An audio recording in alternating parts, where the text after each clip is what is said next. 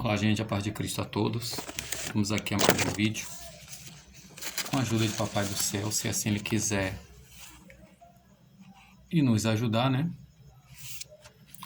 Mais uma vez, falar sobre o termo protótocos, que em português é versado como primogênito. No último vídeo que nós fizemos, né? Nós quebramos aqui o termo em dois.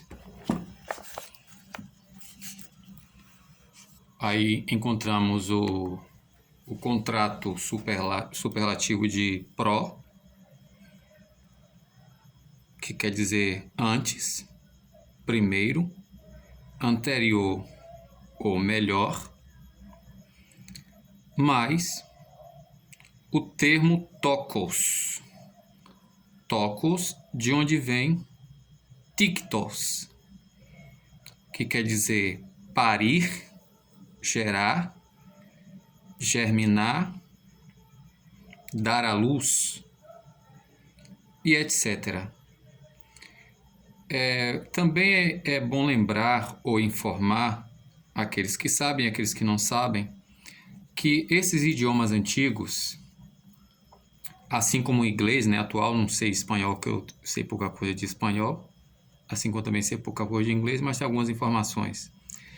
Que esses idiomas antigos usam muito implicação.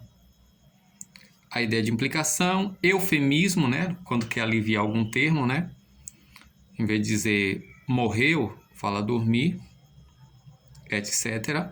Em vez de manter relacionamento sexual, quer dizer coito ou então conhecer. Então eles usam muito a implicação, a metonímia e os eufemismos. Como eu falei, protótocos, que é a união de protos. O que é protos? Protos é o contrato superlativo de pró, que quer dizer que está acima, ou seja, no tempo, lugar, ordem ou importância, cujo pode ser traduzido a ideia de aquele que é antes, o começo, melhor, sábio, primeiro, antigo, etc. Aí tem que ver o contexto. Aqui quando você pega aqui em Colossenses, versículo 1, nós vemos aqui que no qual possuímos a redenção, que é o esquecimento ou perdão dos pecados, né? O qual é o eikon tuteu, ou seja, a reprodução física e substancial do Deus não visível, né? Invisível. Aí ele bota aqui, ó, protótocos passes quitíceos.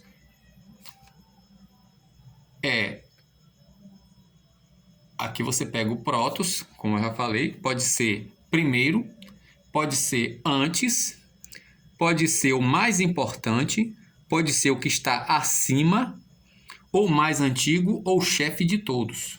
O que é que diz o contexto? Porque nele é o termo aqui quitíceo. Interessante que esse termo quitíceos, o dicionário Vini traz uma observação aqui, que também serve para você pesquisar e ter certeza. Na cultura grega, gente, esse termo criação, né, que é o quitíceos, nunca é usada acerca de divindades. Sempre é usada acerca de atos humanos. Entendeu? Ainda tem esse outro detalhe, que Paulo está usando aqui a gramática grega para expressar verdades hebraicas. Não é nem, como eu já falei no vídeo anterior, não são verdades judaicas. Paulo, de acordo com o livro de Gálatas, da carta aos Gálatas, capítulo 1 e 2, Paulo levou cerca de 20 anos ou mais para se desintoxicar do judaísmo. É por isso que nós temos que estar bem atento nos escritos de Paulo e olhando a Antiga Aliança, que Paulo usa muito os erros da Antiga Aliança para chamar a nossa atenção. Por exemplo, por que Pedro teve aquela visão antes de ir na casa de Cornélio e porque depois da visão ele levou testemunhas com ele. Aí você vai entender lendo Neemias capítulo 13. Nesse Neemias capítulo 13, versículo 1, 2 e 3, você vai entender porque Paulo falou em Romanos, 1 Coríntios capítulo 4, quando Paulo diz lá, irmãos, tendes como eu e Apolo nos colocamos como modelo para que vocês não vá além do que está escrito e nem tome partido. Olha o que é que diz Neemias 13 e olha o que eles fizeram. O versículo 1 e 2 diz o quê? Qual foi a atitude dele? Eles obedeceram o que está escrito ou eles foram além do que está escrito? Romanos 12, versículo 1 e 2. Por que Paulo fala aquele negócio ali? Aí você vai lá estudar o Pentateuco. Paulo sintetiza Êxodo, Levítico, Número e Deuteronômio em 12 versículos, gente. Olha o que Paulo fala, Romanos 12, 1, que na nossa versão está diferente. Olha o que Paulo fala ao pé da letra. Por isso, ó irmãos, eu imploro a vocês para apresentar os corpos de vocês, o sacrifício, ao viverem, ou seja, vivendo a santidade aceitável a Deus. O culto de vós é a lógica. Aí quando você pega, o que é que diz lá Levítico, do capítulo 1 até o capítulo 7, e o que é que acontece no capítulo 10? Então, todo o escrito de Paulo, se você não prestar atenção, e assim como os escritos de Judas, assim como os escritos de Pedro, se você não for para a antiga aliança prestar atenção no que ele está falando ali, nós vamos cometer os mesmos erros dos judeus, como nós cometemos hoje esse partidarismo religioso. Porque ao invés de eu entender o que eu digo, o que a escritura quer dizer, eu quero procurar alguma coisa que confirme o que o partido meu religioso quer pregar. A gente não quer entender primeiro para saber se a gente está seguindo o certo ou errado. A gente quer buscar apoio para confirmar o que nós seguimos e não discernimento para o que é certo e o que é errado. Então aqui é bem claro, ó, nunca é usado pelos gregos para transmitir a ideia de criador. Então esse termo ktisios, que é usado no Novo Testamento para expressar ideias hebraicas, na cultura grega não tem nada a ver. Por isso que eu tenho que pegar esses termos aqui e preciso entender qual é a ideia que Paulo quer expressar aqui. Então o que é que ele diz? Ó, vamos usar aqui o termo que a Testemunha de Jeová usa. É o primeiro do parto. Mas aqui pode ser traduzido como antes do parto, anterior do parto, ou que está acima do parto de toda a criação. Qual é essa ideia de ktisios no grego? Vamos chegar aqui o versículo aqui, para depois eu vou chegar a isso aqui. Porque nele foram o quê? Foram criadas. Ó, nele foram criadas todas as coisas, ou seja, antes do parto. Antes do parto foram criadas todas as coisas nos céus e em cima da terra, as invisíveis e as visíveis e as não visíveis, seja tronos, sejam senhorios, seja principados, seja governadores, todas as coisas através dele e para ele tem sido criada. E o próprio é pró, gente. O que significa pró? Aqui, esse proto, é a contração superlativa desse pró. Ele é... O que é pró? Vamos ver aqui. O que é pró? O que é pró? Vamos ver aqui, pró. Antes. Gente, é só a gente parar para pensar, gente. Deus é antes do tempo. Deus está fora da ideia temporal. Deus está fora da ideia da matéria, porque senão ele não pode ser espírito, não pode ser, como é que eu posso dizer, criador. Ele está fora da ideia de matéria, da ideia de tempo e da ideia de criação. Porque ele é antes de tudo. Então tem coisas que se eu não me aprofundar, eu nunca vou entender. Ó, seja na frente de anterior, superior, acima, atrás ou sempre. Esse dicionário aqui não é muito feliz. Vamos ver aqui outro dicionário. Aqui no dicionário de Carlos Rusconi, nós vemos aqui pró, né? Primariamente, advérbio locativo, adiante ou temporal, que quer dizer antes, no sentido de tempo. Aqui você tem que pegar cada caso, né? Que aí eu vou colocando aqui, vocês depois se quiserem pesquisar. Pró, tinos, pró, ou antes, anterior, diante, superior, de algo ou de alguém, locativo diante de ou diante de algo, e temporalmente antes de. Aqui nós temos o sentido traslato de excelência, antes de, acima de. Aqui ainda traz a referência de Colossenses 1,17, né? Antes de, acima de. Pró, tu, mais acusativo. Aqui está a junção do pró, né? O caso genitivo, mais o acusativo, mais o infinitivo. Antes que, antes de. Deixa eu ver se isso está em Colossenses. Não, em Colossenses não está. Vamos seguir aqui a leitura. O mesmo é antes ou acima de todas as coisas, e as coisas, cada uma individualidade nele, tem sido sustentada, e o mesmo é o cabeça do corpo, da assembleia ou congregação, o qual é príncipe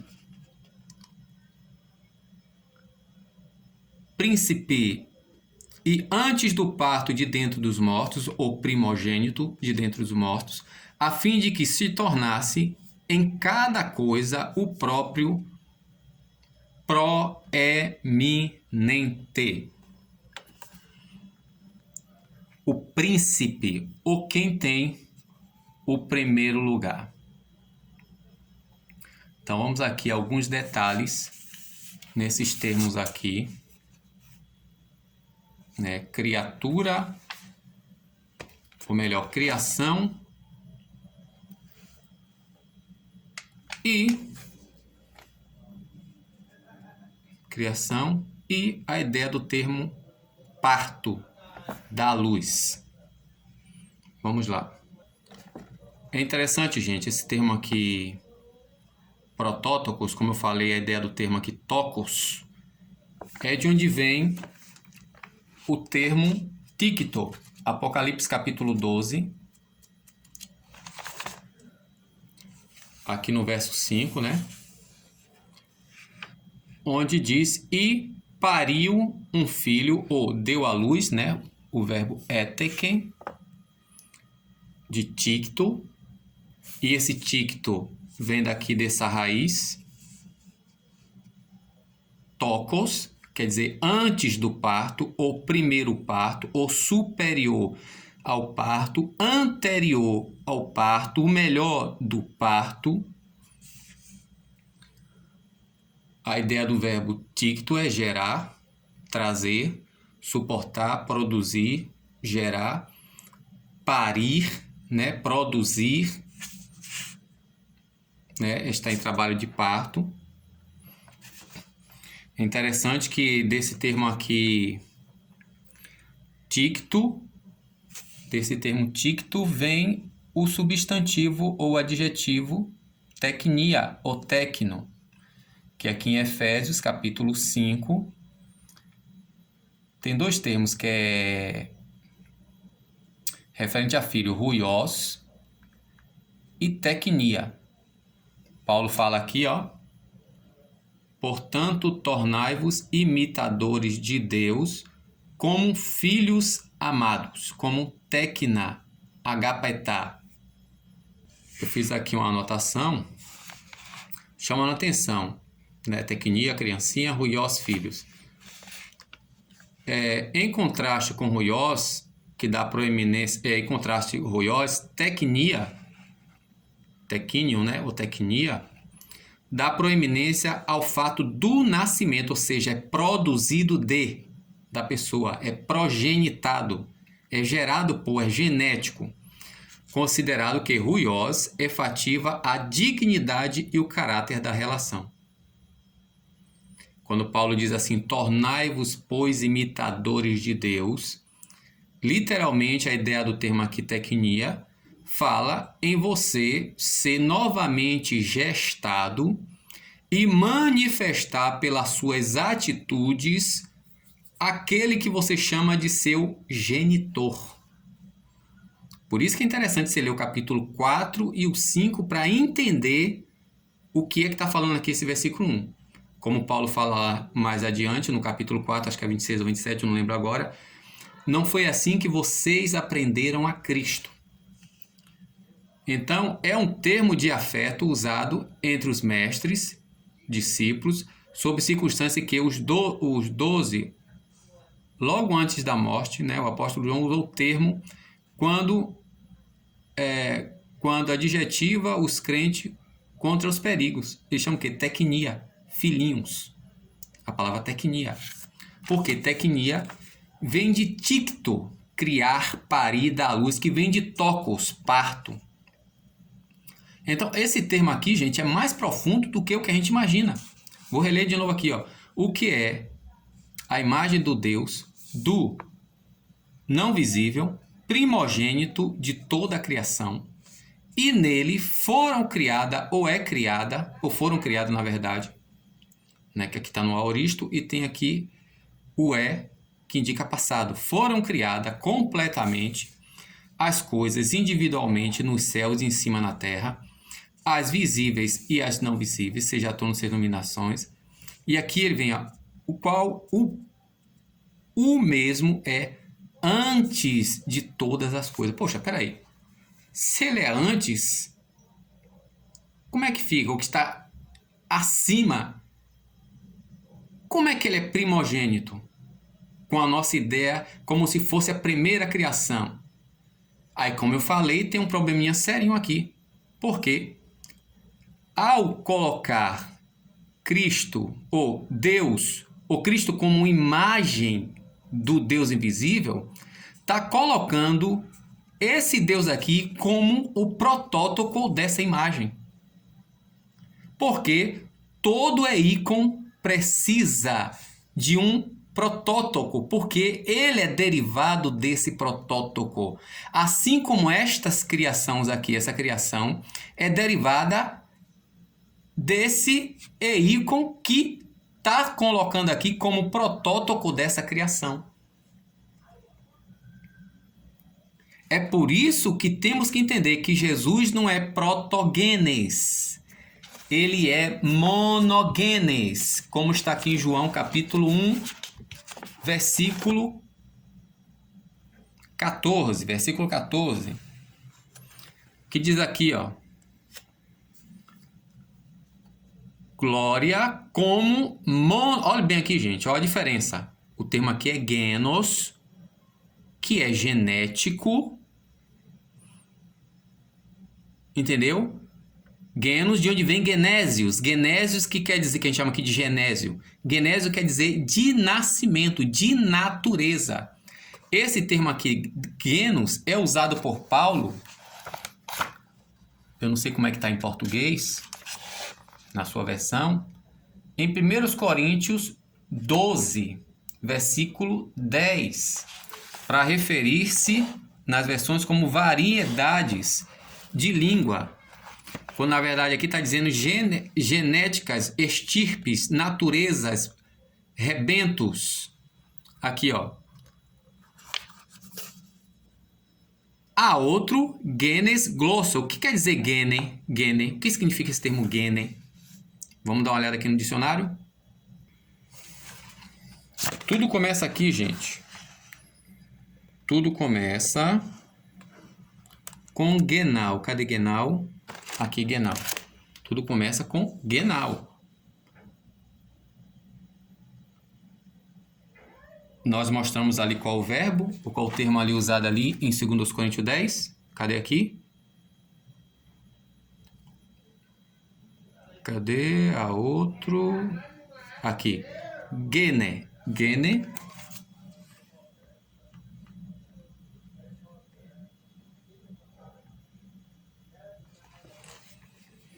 Cadê gene? Nós achamos aqui genea,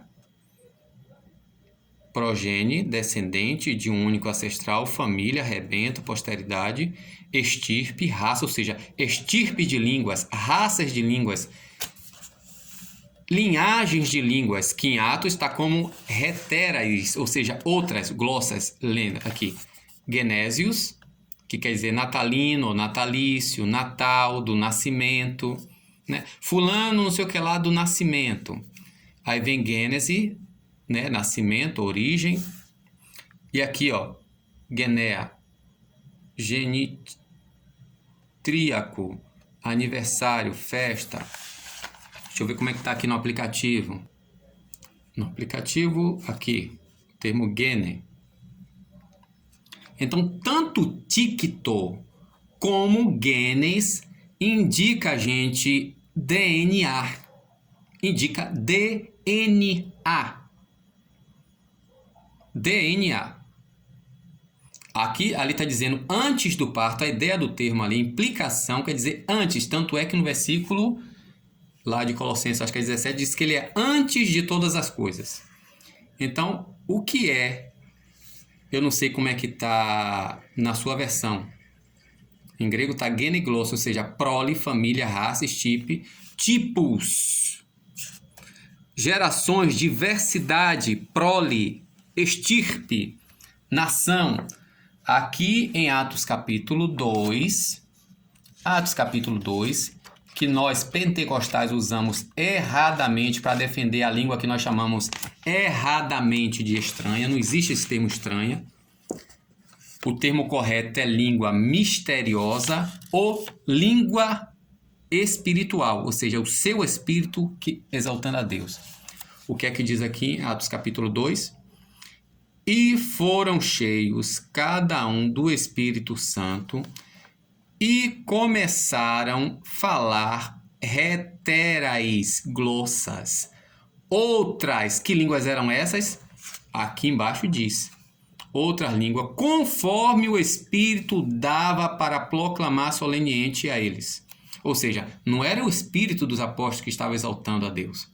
Era o Espírito Santo que estava dando aos apóstolos a falarem. Que línguas são essas? Está aqui embaixo. Ao surgir, pois, do tom tal, juntos vieram a multidão e coperplexa, porque escutavam cada um no familiar dialeto falando. Familiar, gente, ó, familiar. Familiar. Aqui mais adiante ele diz, olha, falando deles. E estavam, aqui indica uma pessoa que foi tirada de um lugar a outro e sacudida. E estavam sacudidos e traumatizados, dizendo, não eis cada um deles são os que estão falando Galileu, e como nós escutamos cada um no familiar dialeto nosso, no qual nascemos, aqui ó, é gene, de onde vem esse termo aqui? Esse termo aqui é genetemen, de que termo vem isso aqui? Bora ver, Atos capítulo 2, versículo 9, vamos ver aqui, Atos capítulo 2, versículo 9, aqui. Egenetemen, cadê? Egenetemen. Aqui, gente, do verbo genal, em que fomos gerados, em que fomos trazidos a este mundo, em que fomos nascidos, em que fomos concebidos. Então Jesus é o monogene, ele é o único de natureza, porque foi da vontade do Pai que habitasse nele toda a plenitude da divindade, Colossenses capítulo 2. E aqui, em Colossenses capítulo 1, é bom que você dê uma analisada em Provérbios capítulo 8, assim como aqui ainda no capítulo 1 de João, e na conversa que Jesus disse lá em João capítulo 8, olha o que ele diz aqui, ó, porque E o mesmo é o cabeça do corpo. Cadê aqui? Versículo 17. E o próprio é antes de todas as coisas. E tem mais aqui, gente. Quem é que sustenta todas as coisas, gente? Aqui em Hebreus 1, 3, usa o mesmo termo aqui, que ele sustenta todas as coisas na palavra do poder dele. Então, essa ideia aqui de Quitistes, né? Quitistes quer dizer o fundador de uma cidade, ou seja, o criador, aquele que projeta, aquele que faz a maquete e planeja como é que vai ser isso, entendeu? Antes de gerar, cadê o termo aqui? Antes de ticto, parir, desenvolver, construir, edificar, como está lá no Salmo 139, que Deus construía ainda no ventre, né? Que ele constrói. Antes de ticto, de parir, de dar luz, de produzir, de fazer germinar, de construir, de edificar, se cria. Ktitzo. Eu crio, eu torno habitável, eu faço, eu fundo, eu crio. Essa é a ideia, né? É diferente. Uma coisa é você projetar, você desenhar, delinear, dizer quantos quartos, quantas, sei lá, o tamanho, a altura, a largura, etc. Você projetar. Outra coisa é você gerar e dar luz. Então, é bom se aprofundar muito bem nesses termos para entender qual de fato é a ideia que Paulo está querendo trazer aqui, né? Porque ele coloca aqui como se Jesus fosse uma réplica, que é a ideia do termo eikon. Eu copiei aqui, né? Eikon, semelhança, imagem, efígie. Aí tá aqui algumas referências. Apocalipse capítulo 13, que fez a imagem da besta. Isso aqui você precisa entender a cultura grego-romana. Aqui no dicionário Vini, né, na parte 700, ainda está aqui, envolve duas ideias de representação e manifestação. A ideia de perfeição não se acha na palavra em si, mas se deve se buscar no contexto uma representação derivada do protótipo, ou seja, está colocando o pai como a gente chama aqui em português, primogênito do filho. Porque ele é o eikon exato do protótipo, diferente da sombra, que traz até um delineamento semelhante, mas de acordo com que a luz se posicionar, muda completamente a figura ali e pode distorcer a representação, aquilo que a sombra representa. Por isso que aqui em Hebreus 10 fala que a imagem, que a lei não possui a imagem exata, a expressa imagem. É só sombra, porque a lei não traz a forma essencial e substancial da coisa. É o contraste entre a sombra e a estátua. O próprio homem fora criado o quê? A imagem inicialmente como representação do Deus invisível. Então, o negócio é mais profundo, gente, do que o que a gente pensa.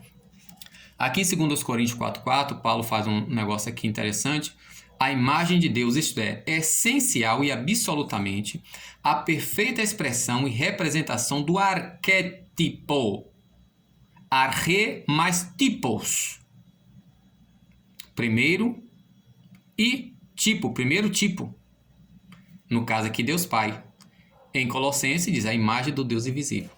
Então, aqui, gente, tem um problema seríssimo, porque eu não sei o que significa isso na cultura grega e não sei isso. Aí, como eu não sei, eu vou repetir o que a minha denominação fala a respeito de uma ideia que a denominação tem. Como acontecia muito com o povo judeu, né? Por que o povo ficar estupefato, como eu já falei em vídeos anteriores? Em Atos 2, do povo estar falando ali daquela forma. Porque aquele tipo, aquele estilo de manifestação só existia entre os profetas. Só que tem um problema. No meio dos profetas, o idiomatismo, que era falado, a linguagem, era a linguagem do espírito da pessoa e ninguém entendia. A não ser se Deus desse o discernimento. Só que tinha um terceiro problema. Entre os galileus, nunca se levantou profeta em toda a história de Israel até Jesus Cristo iniciar o ministério. Está lá, Isaías capítulo 9, Mateus capítulo 4 e João capítulo 7, lá no finalzinho, quando Nicodemos questiona: por acaso a nossa lei condena alguém sem antes escutá-la e saber o que ela faz? O que foi que disseram a Nicodemos? Vai estudar, que você vai descobrir que da Galileia nunca se levanta profeta. Você é galileu por acaso? Então, gente, por causa da cultura judaica, que não é uma cultura hebraica, eles determinaram algo que não era costume, porque não era costume, mas esqueceu do que está escrito. Então, aqui tem um problema seríssimo. Você que diz que Jesus é o primogênito, então é a primeira criatura, porque a partir do momento que coloca ele como ícone de Deus, está colocando Deus como seu protótipo. E aí, Deus é criação? Volto a perguntar. Amém, gente? Então, tem coisas que parecem que são fáceis. Parece, né, como a palavra mandamento. Não, aqui está a esperança dos santos, daquele que guarda o mandamento. Aqui é o sábado, está falando da lei de Moisés. Então é bom se aprofundar mais um pouquinho, entender o significado dos termos, como ele está sendo usado ali, qual é a ideia hebraica por trás desse termo grego. Ora, se eu preciso entender a ideia hebraica dentro do texto hebraico, para não confundir com a ideia judaica e nem com a ideia cristã, imagine, gente. Amém? Aqui fica mais essa observação para que você possa se interessar e se aprofundar mais e entender o que o autor quer passar e não o que minha denominação quer afirmar. Porque aqui está colocando Deus como protótipo de Cristo. E aí, como é que vai ser? Deus é a primeira criação, o primeiro criado? Deus primeiro se criou, aí depois criou Cristo, e depois de criar Cristo, criou as criaturas por meio dessa criatura? E aí, como é que fica? A paz de Cristo.